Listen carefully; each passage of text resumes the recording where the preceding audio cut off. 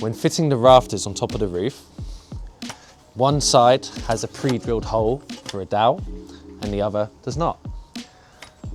To connect the middle rafters, I'm going to find the dowel hole, insert it onto the dowel, and then gently encourage it into place by twisting it if I need to.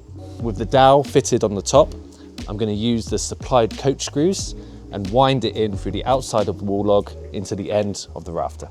When fitting the very final hip rafter, you position it so the pointed end is facing up towards the ridge.